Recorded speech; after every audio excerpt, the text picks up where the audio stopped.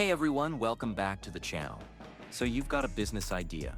Maybe you've launched a website, printed some business cards, even told a few friends. But here comes the hard part, getting your first 10 customers. That might not sound like much, but those first 10 are everything. They're proof your business works, your offer makes sense, and people are willing to pay for it. And the truth is, getting those first 10 customers is the hardest part. But once you do, momentum kicks in. So today, we're breaking it down step by step. How to get your first 10 customers for any business. Let's start with the mindset, because honestly, this part trips most people up before they even start. A lot of new entrepreneurs think, if I build something awesome, people will just come. But it doesn't work like that. Not at first. The internet is loud, people are distracted, and nobody's sitting around refreshing your website waiting to discover you. You don't find your first 10 customers by sitting behind a laptop. You find them by getting uncomfortable, talking to people, and being ridiculously clear about the problem you solve. So here's your first task. Forget being perfect. Your logo doesn't matter right now. Your website doesn't have to be stunning. What you need is action, movement, conversation. Because here's the truth, you don't need more followers. You need more real interactions. Start by identifying exactly who your customer is. Not everyone who breathes, not anyone who needs help. Be specific. Let's say you're a fitness coach. Is your ideal customer a busy professional trying to get fit without spending hours in the gym? Or are they new moms looking to regain their energy? These two groups have very different pain points, and the way you talk to them should reflect that. So get clear. What problem do you solve? And for whom? Once you've nailed that, your next step is finding where those people already are. You don't have to invent traffic. The internet is full of communities, groups, forums, hashtags, and discussion threads where your ideal customers are already hanging out. If you're targeting entrepreneurs, check Facebook groups or indie hacker forums. If you're selling beauty products, TikTok and Instagram are gold mines. If it's a B2B service, LinkedIn is your playground. But and this is crucial, don't go in pitching right away. That's a fast way to get ignored or banned. Instead, contribute value. Answer questions, start conversations, share tips, be helpful.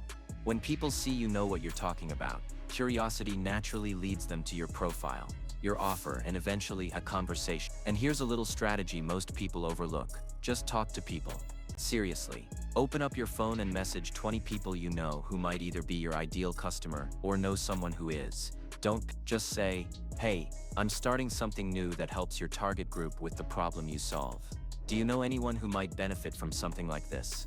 You'd be amazed how many people will say, actually me, or yeah, my friend's been looking for something like that. These early conversations aren't about selling, they're about listening. Ask questions like, what's been your biggest frustration with the problem? Have you tried anything before? What would the perfect solution look like for you? Use their language. Their words are marketing gold. You'll learn what resonates and what doesn't. You'll refine your pitch without even realizing it. And as a bonus, some of these conversations will naturally convert into your first customers. Now let's say you've had a few conversations. People are interested, they're asking questions. This is where a lot of people freeze and say, well, how much should I charge? Or should I give it away for free to get testimonials? And here's my take, charge something even if it's small. Why? Because people value what they pay for. If your solution genuinely helps someone, you deserve to be compensated. And they'll be more committed too. If you must, offer a limited time beta price or founder rate, but don't be afraid to ask for the sale.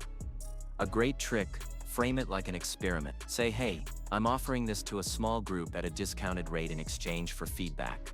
If you're interested, I'd love to include you. Let's talk strategy now. If you've got a service business, like coaching, consulting, design, marketing, your first 10 customers are probably one conversation away. No ads, no funnel, just you. Directly reaching out to people, building trust, and offering a clear result. Even if you feel awkward selling, remember, you're not asking for a favor, you're offering to solve a problem.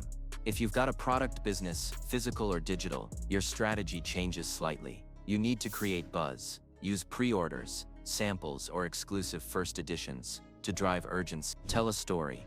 People love being part of a story. Document your journey on social media. Share the ups and downs. People connect with people, not just products. Here's a powerful strategy. Offer something for free in exchange for attention. Not forever, but as a lead magnet. Maybe it's a free guide, a mini course, or a trial version. But only do this if it naturally leads into your paid off. And let me say this, your first 10 customers might not all come from the internet.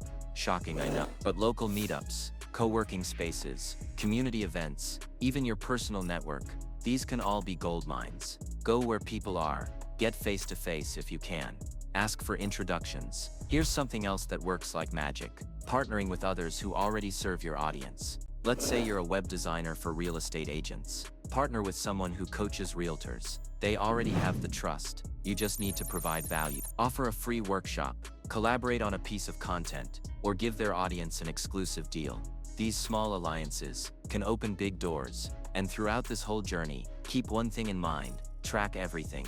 Who you talked to, what they said, what worked, what didn't. This is your feedback loop. Your first 10 customers will teach you more about your business than any course, podcast, or book ever could. So pay attention, refine, iterate. By the time you get to customer number 10, here's what will have happened. You'll know your message better. You'll know who you're talking to and how to reach them.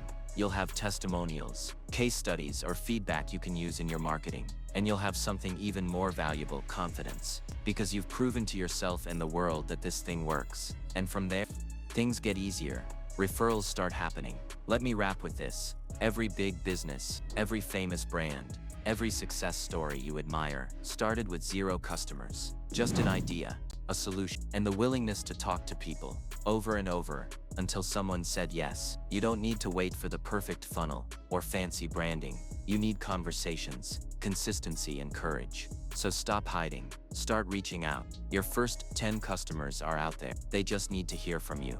Thanks for watching. If this helped you, hit that like button, share this with someone starting out, and drop in the comments. What's your business, and who's your dream customer?